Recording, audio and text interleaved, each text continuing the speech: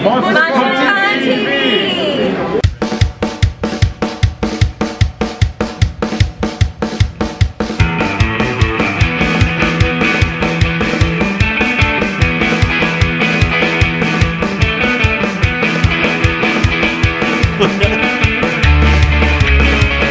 What is that box?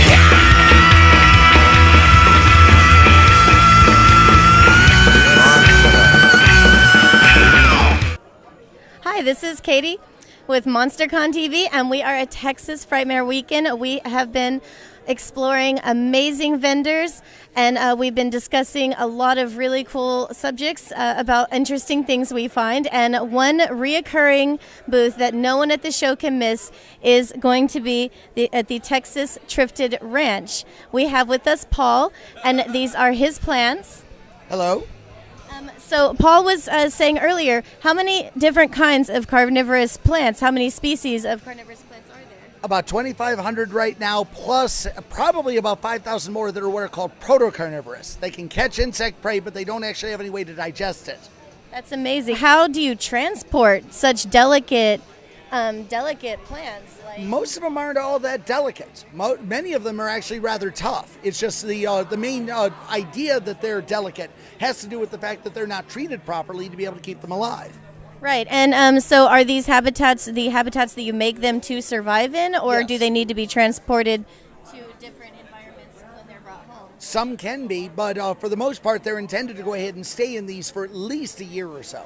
Okay, and is that about the lifespan of the average carnivorous plant? How long is the lifespan for all of the people that are wanting to invest? It honestly depends on the plant. For instance, some of them can live 3 to 5 years. The individual plant will, but they'll sprout from their roots and produce new clones. So technically, they're immortal. Others can live 30 to 50 years. That's amazing. Out here, most of the plants I carry tend to be good beginner plants. Everyone asks for Venus flytraps, but truthfully, flytraps are one of the more temperamental plants that I have. They're very fussy about their water quality. You have to use rainwater or distilled water only on most carnivorous plants, on the vast majority of them. And flytraps are particularly sensitive to that. They're sensitive to the salt that's in most water. So you can't use tap water, you can't use bottled water, because all of those either have salt already dissolved in them or salt added to improve the flavor. And the problem is that salt builds up and burns the roots right off. Yeah, so if you have purchased any of these plants over the years, they really are they are pets. And so do some of them require a terrarium, or are they all pretty open space? Some of them are. Like Venus flytraps, for instance, are honestly better off staying outside and being exposed to the general air. They thrive on both high humidity, lots of light, and lots of air circulation. And so that's one of the reasons why I raise them in globes and brandy snifters, so they can go ahead and concentrate humidity down at the bottom while giving them the air circulation they enjoy. Others, like the Asian pitcher plants over here, have to have at least 50% humidity at all times because they're absorbing half of their moisture through their leaves. So do you share this kind of information? You're very, very informative. Do you actually share this information anywhere online? Like, do you get a lot of questions? Yes. The Triffid Ranch has a website. It's txtriffidranch.com.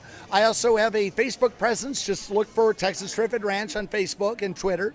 And it's also a matter that I do a lot of lectures and presentations at museums for classes. That's amazing. Do you make sure that the parents are well informed if they're buying these for their kids? A lot of times the kids are even more interested than the parents in finding out how to go ahead and take care of them, because they understand, no, this is something that they really want to be able to enjoy for a good long time. So then what is the scientific name for I guess, being a plant collector and being into that kind of agriculture? Does it have an actual title for the hobby? Junkie. Junkie. One of the Asian pitcher plants that I have in my gallery is specifically adapted toward being a roosting site for one of the smallest bats in all of Asia. The bats actually roost inside. There's a rim along the inside of the trap in which they're able to hang, and the plant gets most of its nitrogen requirements off of the bat guano. In return, these little bats, which normally would be bullied out of roosting sites by other more aggressive bats, are able to go ahead and hide out there, they've got a good place, safe place to stay. It's pretty much been crazy here the entire weekend. This is the first quiet period that's happened the entire weekend long. So do you have like a greenhouse at your home that you keep them in? Yes, I have a greenhouse, and we also have a new gallery that we're in the process of getting ready to open. We used to have a gallery at Valley View Center here in Dallas. Valley View's being demolished, so we had to leave. We have a new location. We're hoping to have our grand opening in June. Awesome. Well, I couldn't thank you enough for talking with us and taking time. Paul said this is his only downtime. He's had the whole trade show. You know, Frightmare is just one of the busier cons. So thank you so much. Thank you. And that was Texas Triffid Ranch. Thank you, and have a great convention. You too. You take care. Thank you.